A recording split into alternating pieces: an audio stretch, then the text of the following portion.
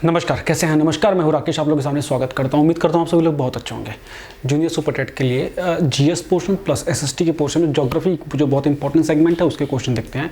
ये equally important है आने वाली अन्य परीक्षाओं के लिए भी, तो बताने की आवश्यकता नहीं कि ये सभी अगर किसी भी एग्जाम की प्रिपरेशन कर रहे हैं और ज्योग्राफी उनको करनी है तो यहाँ से ये जो क्वेश्चन हैं उनको काफ़ी मदद कर सकते हैं। और ये क्वेश्चन लगातार परीक्षाओं में देखे भी जा रहे हैं। पहला क्वेश्चन आप लोगों के सामने है, समय को वेस्ट नहीं करते हैं। पहला क्वेश्चन सीधे सीधे बोल रहा है और ज़्यादातर इसमें जो क्वेश्चन है वो एनसीईआरटी एससीईआरटी के जिस्ट के रूप में लिए गए हैं। मौसम और उसकी बनावट में परिवर्तन इसका कारण होता है। मतलब जो पृथ्वी पे जो मौसम है ना, उसमें जो बदलाव दिखता है उसका कोर रीज़न क्या होता है? अर्थ का ग्रेविटेशन, पृथ्वी का घूमना, पृथ्वी का परिक्रमण मतलब जो सूर्य के किनारे चारों ओर घूमती है, या पृथ्वी अपने अक्ष पे जो 23.5 डिग्री झुकी हुई है वो। तो जो सबसे कोर रीज़न है डी ऑप्शन है।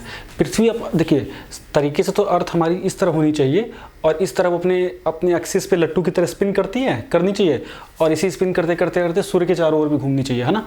लेकिन एक्चुअली हमारी अर्थ 23.5 डिग्री टिल्टेड है और इस टिल्टेड अवस्था में वो स्पिन करते हुए और रोटेशन और रेवोल्यूशन दोनों करती है। तो ये एक कोर रीज़न है जो पृथ्वी पे जो मौसम बनता है उसका एक बड़ा कारण है ना। अगर ये टिल्ट नहीं होता तो शायद ये समस्या जो वर्तमान में जो मौसम की परिस्थितियां हैं वैसी नहीं होती। ठीक, तो डी ऑप्शन हमारा डन हो गया। नेक्स्ट, लो टाइड्स या लघु ज्वार भाटा कब आता है? आपको पता है कि जो ज्वार भाटा होता है, जो टाइड्स होती हैं, उसका सीधे सीधे रिलेशन हमारे मून और अर्थ के ग्रेविटेशन से होता है, खासतौर से इनके रिलेशन के साथ होता है। तो लो टाइड्स कब बनती है और हाई टाइड्स कब होती हैं? लो टाइड्स में बेसिकली जो नॉर्मल जो लहरें होती हैं उससे 20% छोटी लहरें बनती हैं, ज्वार भाटा आते हैं। ये सिचुएशन कब होती है? ये सिचुएशन तब होती है जब अर्थ, मून और सन आपस में 90 डिग्री के बैंड पे होते हैं, 90 डिग्री, है ना। तो इससे जो ग्रेविटेशनल पुल होता है वो लीस्ट हो जाता है, गुरुत्वाकर्षण बल लीस्ट हो जाता है और जिस कारण से लो टाइड्स डेवलप होती हैं। और ये बेसिकली होता है अर्धचंद्र के समय। तो मतलब जो कृष्ण पक्ष और जो महीने में 2 पक्ष होते हैं ना, कृष्ण पक्ष और शुक्ल पक्ष, उन दोनों की सप्तमी और अष्टमी को या आप लोग को इफेक्ट देखने को मिलता है। ठीक है, लो टाइड्स का बहुत ही इंपॉर्टेंट है, ये फिनोमेना बहुत इंपॉर्टेंट है। और अगर ये ऐसे इस प्रकार रहे 180 डिग्री मतलब 0 डिग्री पर रहे तो ग्रेविटेशनल पुल ज़्यादा रहेगा और जिस वजह से हाई टाइड्स बनती हैं, और इस वाले में 90 डिग्री पे लो टाइड्स बनती हैं। ठीक, नेक्स्ट, ये 6th 7th क्लास की एनसीईआरटी एससीईआरटी की बुक में भी आपको टॉपिक देखने को मिलेगा। नेक्स्ट क्वेश्चन अगर हम देखते हैं, नेक्स्ट क्वेश्चन बोला लूनर इक्लिप्स या चंद्र ग्रहण कब लगता है? सिंपल बात है, लूनर इक्लिप्स कब लगता है? चंद्रमा पे ग्रहण, सीधी बात है, चंद्रमा पे ग्रहण कब लगेगा? जब मेरे पे पूरी रोशनी आ रही है, बीच में अगर कोई आगे खड़ा हो जाएगा तो मेरे पे पूरी रोशनी नहीं आएगी, कोई तीसरा व्यक्ति दिखेगा तो उसे मेरा चेहरा अंधेरे में दिखेगा। सेम सिचुएशन होती है सूर्य और देखिए जो सूर्य है वही हमारे पूरे सौरमंडल को रोशनी देता है, वही एक सोर्स है। तो जब सन की रोशनी और चंद्रमा के बीच में कोई तीसरा ऑब्जेक्ट अगर आ जाता है तो उस सिचुएशन में प्रॉब्लम हो जाती है। ये सन है, ये मून है और बीच में जब अर्थ आ जाती है तो उस कंडीशन में हो जाता है चंद्र ग्रहण, लूनर इक्लिप्स। ठीक है, यही पूछा गया है। जब चंद्रमा और सूर्य के बीच में पृथ्वी आ जाती है तो चंद्र ग्रहण की परिस्थितियां उत्पन्न होती हैं। उम्मीद करता हूं आप लोगों को बिल्कुल क्लियर हो गया हो। देख लीजिए इसमें ऑप्शन कौन सा है? सीधी बात है, सूर्य चंद्रमा पृथ्वी एक सीधी लाइन में आते हैं, गलत है। पृथ्वी आ जाती है सूर्य और चंद्रमा के बीच में, बात खत्म, बी ऑप्शन। ठीक, बी ऑप्शन है।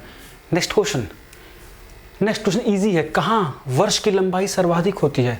हम जो ईयर होता है वो बेसिकली हम रोटेशन पे मानते हैं, रेवोल्यूशन पे मानते हैं कि सूर्य की परिक्रमा करने में कितना समय लगता है खासतौर से किसी ग्रह को, तो उस ग्रह पे 1 वर्ष वो काउंट होता है, मोटी बात। सबसे कम समय लगता है 88 दिन का बुध ग्रह को, है ना।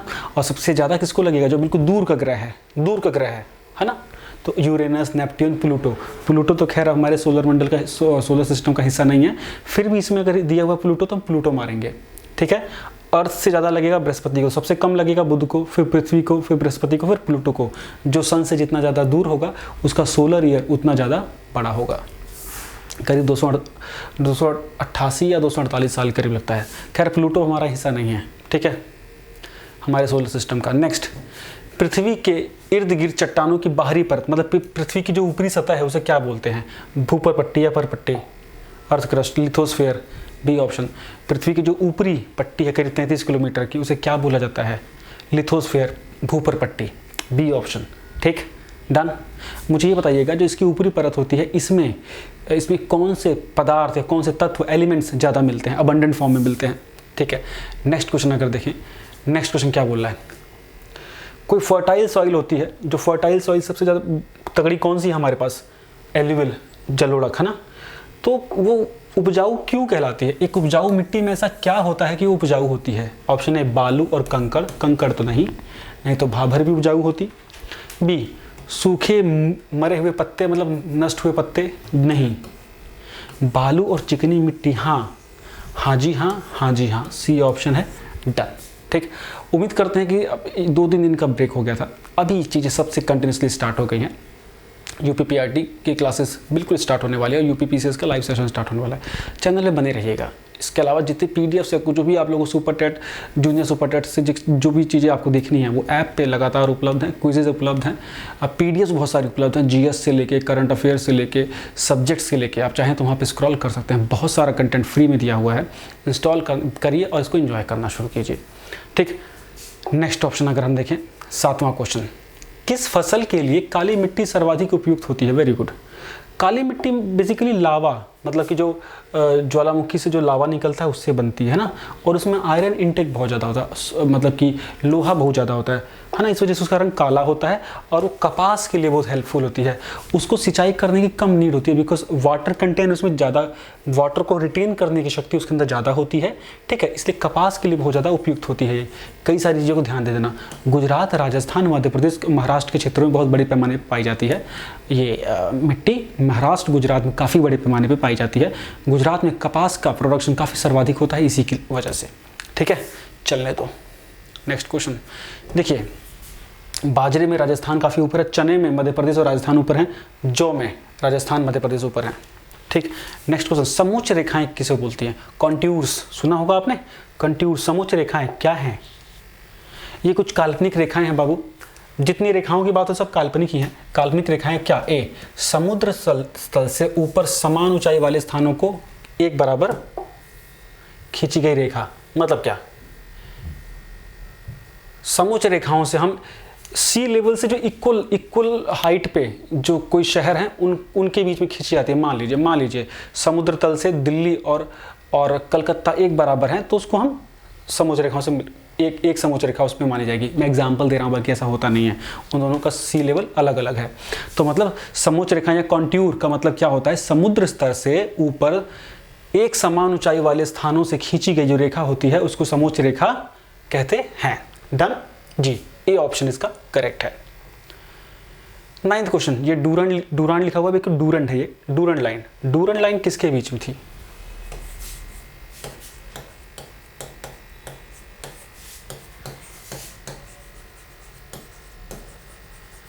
ये बेसिकली आज़ादी से पहले ना जो भारत था, अनडिवाइडेड इंडिया, उसका बॉर्डर था, उसका बॉर्डर तैयार किया गया था अफगानिस्तान के साथ। ठीक, जब भारत आज़ाद हुआ, भारत पाकिस्तान के फॉर्म में, तो पाकिस्तान और अफगानिस्तान के बीच का जो बॉर्डर है उसको डूरंड रेखा के नाम से जाना जाता है। ये क्वेश्चन आ सकता है, रिसेंट क्राइसिस को देखते हुए ये पेपर में क्वेश्चन पूछे जा सकते हैं। B option. ठीक है, नेक्स्ट क्वेश्चन की ओर चलेंगे। विश्व में सबसे लंबी खाड़ी कौन सी है? विश्व की सबसे लंबी बे कौन सी है? बे ऑफ मैक्सिको। मैक्सिको की खाड़ी दुनिया की सबसे बड़ी खाड़ी है। ठीक है, ये अमेरिका। भारत में सबसे बड़ी समुद्री सीमा वाला राज्य कौन सा है? हाँ जी, ये क्वेश्चन मैंने एक बार जब इंडिया को मैं डिस्कस कर रहा था, मैंने बताया था, बहुत बार पेपर में आया। सबसे लंबी कोस्टल लाइन हमारी है गुजरात की, सबसे लंबी कोस्टल लाइन हमारी गुजरात की, लेकिन गुजरात इसमें ऑप्शन नहीं दिया हुआ। देखो, बिहार तो पहले तो तट ही नहीं है, तमिलनाडु करीब 1000 किलोमीटर का तट है, महाराष्ट्र इससे नीचे है, आंध्र प्रदेश, तो दूसरे नंबर पे तमिलनाडु है। वैसे पूछते तो गुजरात, उसके बाद तमिलनाडु, फिर आंध्र प्रदेश, फिर महाराष्ट्र आएगा। ठीक है, डन। चलिए, ए ऑप्शन। नेक्स्ट ऑप्शन, वह स्थान जहां 200 सेंटीमीटर के आसपास की बारिश होती है और जहां पे टेम्परेचर रहता है करीब 25 डिग्री, उस लैंड पे, और वहां के जो भूमि है स्लोपी है ना, तो वहाँ पे किस प्रकार की खेती के लिए वो काफ़ी अच्छी मानी जा सकती है? कॉफ़ी, तंबाकू, चाय या चावल? तो तंबाकू चावल तो आप इजीली काट देंगे। चाय और कॉफ़ी में काफ़ी आप लोगों को काफ़ी क्लोज फाइट देखने को मिलेगी। आंसर होगा कॉफ़ी, ठीक है, आंसर होगा कॉफ़ी। जो चाय है उसमें 200 सेंटीमीटर और उससे अधिक वर्षा वाले क्षेत्रों में बहुत अच्छे से होती है वो, ठीक। तो इसमें A for America, coffee. Next question, Duncan pass किन दो स्थानों के बीच में है? Duncan pass basically Andaman Nicobar द्वीप समूह के कुछ आइलैंड्स के बीच में एक ही पास है, ठीक है। और वो कौन सा है? साउथ अंडमान और लिटिल अंडमान के बीच में। साउथ अंडमान और बेसिकली ये मध्य नहीं होगा, लघु अंडमान होगा ये, लिटिल अंडमान, ठीक है। साउथ एंड लिटिल अंडमान जो आइलैंड्स है उसके बीच का जो दर्रा है, जो पास है, जो रास्ता है, उसे डंकन पास के नाम से जाना जाता है, ठीक है। चलिए नेक्स्ट क्वेश्चन की ओर अगर आप देखेंगे, भारत में आयरन को लेके लो अयस्क आयरन ओर का सबसे बड़ा उत्पादक राज्य कौन सा है? प्रोडक्शन की बात हो रही है। वर्तमान में सबसे ज़्यादा प्रोडक्शन है छत्तीसगढ़ का। छत्तीसगढ़, अगर छत्तीसगढ़ ऑप्शन में नहीं होता आप उड़ीसा लगाएंगे, ठीक है। ये तो छत्तीसगढ़, डन डन, बहुत बढ़िया। Next question, Hirakud dam. Hirakud dam दुनिया का सबसे लॉन्गेस्ट डैम्स में से एक है, जो कि महानदी पे बनाया गया है उड़ीसा में, ठीक है। महानदी उड़ीसा, ठीक है। हीराकुंड परियोजना एक नदी की धारा को नियंत्रित करती है और वह नदी कौन सी है? महानदी है। हाँ जी, इजी क्वेश्चन है, उड़ीसा में। नेक्स्ट क्वेश्चन, भूकंप का भूकंपी केंद्र कहाँ होता है? एपिसेंटर। एक भूकंप का भूकंपी केंद्र कहाँ स्थित होता है? ऑप्शन है पृथ्वी की सतह पर कहीं पे भी, अभिकेंद्र के विपरीत जो एपिसेंटर उसके अपोजिट में, या पृथ्वी के अंदर अभिकेंद्र के नीचे, तो जहां एपिसेंटर उसके जस्ट नीचे, बिल्कुल सी ऑप्शन, सी, डन। नेक्स्ट क्वेश्चन की ओर अगर हम चलते हैं, नेक्स्ट क्वेश्चन क्या बोल रहा है? पृथ्वी पर खारे पानी और मीठे पानी का रेशो क्या है? आपको पता है पृथ्वी पे जितना जल है, पृथ्वी पे जितना भी जल है, जितना भी वाटर कंटेंट है, उसका करीब 97.5% से अधिक वो खारा है। मतलब पीने योग्य पानी या मीठा जल सिर्फ 2.5% के आसपास है। तो सिंपल है 97% तो खारा जल है और पीने योग्य पानी 2.5% है, सिंपल। नेक्स्ट, निम्नलिखित में से कौन अवक्षेपण का रूप नहीं है? निम्नलिखित में से कौन अवक्षेपण का रूप नहीं है? वर्षा, हिमपात, ओलावृष्टि या कुहासा? तो आंसर होगा कुहासा। कुहासा अवक्षेपण विधि वो होती है जिसमें कि एक प्रोसेस के बाद कोई चीज ठोस का रूप लेने लगती है ना। डी ऑप्शन, कुहासा अगर आप देखेंगे तो जहां पड़ता है वो लिक्विफाइड हो जाता है, अपनी स्टेट्स को चेंज कर देता है, ठीक है। D option. पार्थिव विकिरण वायुमंडल को कितना प्रतिशत गर्मी देती है? देखिए पृथ्वी पर जो सूर्य की किरणें आती हैं, जो सौर किरणें, जो सोलर रेडिएशन बोलते हैं, उससे सबसे पहले हमारा वायुमंडल गर्म होता है और उसके बाद फिर हमारी सतह पे, पृथ्वी की सतह पे वो किरणें आती हैं और पृथ्वी की सतह से जब किरणें रिफ्लेक्ट बैक होती हैं तो उसको पार्थिव विकिरण बोला जाता है ना। उन किरणों से, उन रेडिएशन से हमारा वायुमंडल कितने परसेंट ये रिस्पॉन्सिबल होती हैं गर्मी के लिए? करीब 80%। मतलब पहले जो रेज आई और फिर इसमें से रिफ्लेक्ट बैक हो रही है, जो किरणें वापसी टकरा के जा रही हैं, उनको पार्थिव विकिरण बोला जाता है ना। और उससे वायुमंडल में जो गर्मी आ रही है वो करीब 80% है। ग्रीन हाउस इफेक्ट से कुछ मिलता हुआ आपको।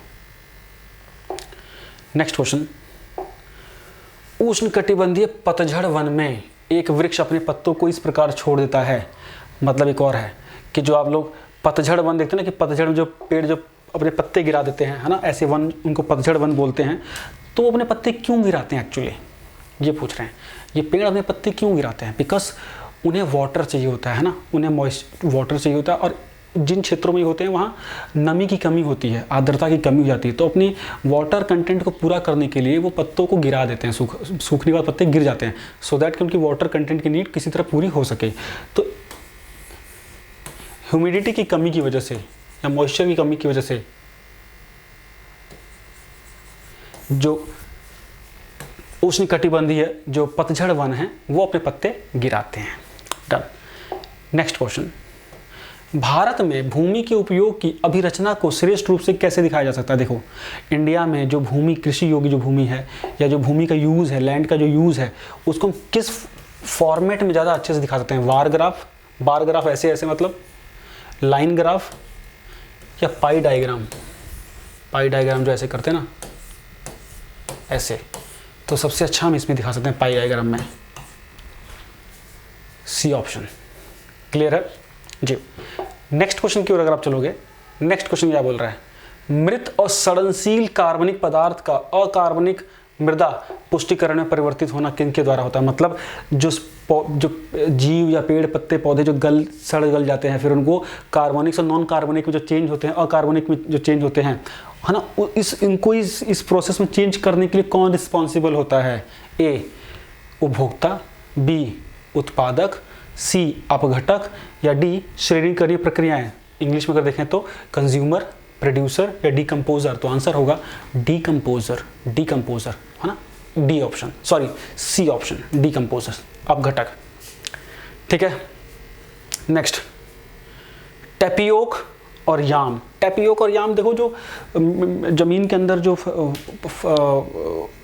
सब्जियां होती हैं, या आप लोगों ने गांव में देखा होगा सूरन जिसे बोलते हैं, जीविकन जिसको याम बोलते हैं, टोपियोक भी वैसा ही होता है, बीट रूट की तरह ही होता है, उसी प्रजाति का, है ना। तो इनकी खेती किस कैटेगरी में आती है? झूम खेती होती है, गहन खेती होती है, निर्वाह खेती होती है, रोपाई होती है। आप देखोगे ये जो याम वगैरह होते हैं, ये बहुत छोटे से एरिया में घर के लोग सिर्फ पिछवाड़े बो देते हैं, उसी में इतना खाने भर हो जाता है, तो बहुत गहन खेती होती है इसकी। ठीक है, बी ऑप्शन, बी। ठीक है। आप लोगों ने इसको देखा होगा याम, जैसे कि पूर्वांचल में इसको सूरन बोलते हैं, बहुत जगह इसको जीविकंद भी बोलते हैं। नेक्स्ट, लेटराइट मिट्टी किससे बनती है? अब यह कई बार हम लोगों ने कर लिया है। लेटराइट मिट्टी आपकी बनती है अपक्षय से, बी ऑप्शन, अपक्षय से। हम लोगों ने कई बार इसको डिस्कस किया है। और जो इसकी मिट्टी की, लेटराइट मिट्टी के बनने के जो प्रोसेस होता है उसको लेटरलाइजेशन के नाम से बोला जाता है। नेक्स्ट, पृथ्वी पर सबसे गर्म स्थान कहाँ है? लीबिया में है ना।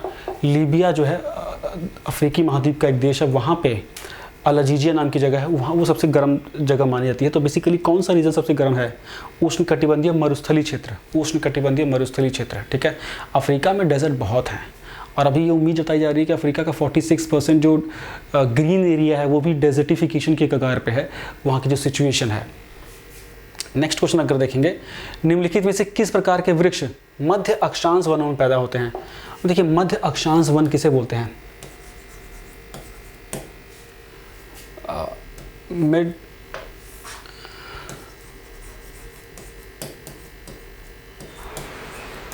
या मिड लाइन लैटिट्यूड, ऐसे क्षेत्र पृथ्वी पर, देखिए ये तो हो गया ट्रॉपिकल रीजन, ठीक है, और इसके ऊपर वाला जो हिस्सा है पोलर तक पूरा, ये वाला, यहाँ पे किस प्रकार के वन होते हैं? इसको बोलते हैं मध्य अक्षांश वन या मध्य अक्षांश का इलाका। ठीक है, ये वाला इलाका टेम्परेट से लेके पोल्स तक, टेम्परेट से लेके पोल तक, तो वहाँ पे किस प्रकार के वन होते हैं? शंकुधारी और पतझड़ी, C option, C option, C option. ठीक है। नेक्स्ट, मरुस्थल बनने को रोकने के लिए हमें क्या करना चाहिए? सीधी बात है, वृक्षारोपण बहुत ज़्यादा जरूरी है। मरुभूमि बनने को रोकने के लिए हमें किसके निम्नीकरण को रोकना पड़ेगा? किस चीज़ की निम्नीकरण को रोकना पड़ेगा? वायु, जल, भूमि, उपरोक्त सभी, डी ऑप्शन, सारे सेफ ऑप्शन है, बिल्कुल सेफ है। ठीक है ना। सबसे पहले तो हमें इकोलॉजी पे ध्यान देना होगा, बायोडाइवर्सिटी पे ध्यान देना होगा, है ना। भूमि और जल का तो बहुत ही बड़ा सोर्स है, तो हम डी ऑप्शन की ओर जाएंगे। भूमि और जल तो बहुत जरूरी है, उसका रिस्टोरेशन। नेक्स्ट, शिवालिक का दक्षिणी भाग क्या कहलाता है? आपको पता है जो हमारे हिमालय हैं वो चार कैटेगरीज है ना। सबसे पहले ट्रांस हिमालय, फिर ग्रेटर हिमालय, फिर स्मॉलर हिमालय या लघु हिमालय, फिर शिवालिक आता है। तो शिवालिक हमारी यहाँ हिमालय खत्म हो रहे हैं हमारे, और इसके जस्ट नीचे करीब 80 से 90 किलोमीटर की जो बेल्ट है वो भाबर क्षेत्र कहलाती है। क्या कहलाती है? भाबर।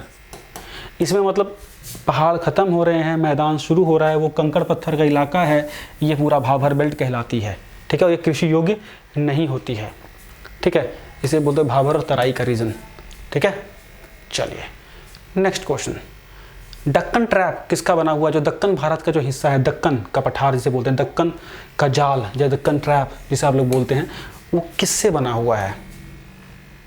क्रिटेरियस पीरियड में बेसाल्ट चट्टानों से बना हुआ है। ये दक्कन का जो ट्रैप इलाका है, बेसाल्ट चट्टान, डी ऑप्शन। ठीक, नेक्स्ट क्वेश्चन, ये सारे क्वेश्चन एनसीईआरटी और एससीईआरटी से हैं। नेक्स्ट, हिमालय में जो ये वृक्ष होते हैं, शंकु वृक्ष होते हैं, कॉनिकल जो वृक्ष हैं आपको बड़े बड़े दिखाई देते हैं, इनमें ये बेसिकली कितनी हाइट पर आप लोगों को देखने को मिलते हैं? हिमालय में शंकु वृक्ष 1500 से लेके 3500 मीटर की हाइट पे आप लोगों को देखने को ये मिलेंगे, की ऊंचाई पे। मतलब प्लेन्स पे ये पौधे, ये पेड़ नहीं होते, देवदार वगैरह हैं, वो आपको मैदानी इलाकों में मिलेंगे ही नहीं। इनकी जड़ें काफ़ी लंबी होती हैं। ठीक है, नेक्स्ट क्वेश्चन, चलिए 30 तक करते हैं। नेक्स्ट वीडियो में हम लोग 31 से लेके 75 में डन करेंगे। ठीक है, और इसके बाद आप यूपीपीआरटी को लेकर शुरू करें। यूपीपीआरटी को हम लोग शुरू कर दे रहे हैं करंट अफेयर से। यूपीपीआरटी के लिए हम लोग करेंगे एक साल का करंट अफेयर ज़बरदस्त तरीके से, और उसके बाद जीएस साइंस से चीज़ों को लेकर स्टार्ट करेंगे, फिर रीजनिंग और हिंदी की ओर आगे बढ़ेंगे। तो उम्मीद करता हूँ लेक्चर आप लोगों को अच्छा लगा हुआ। Thank you so much, bye bye.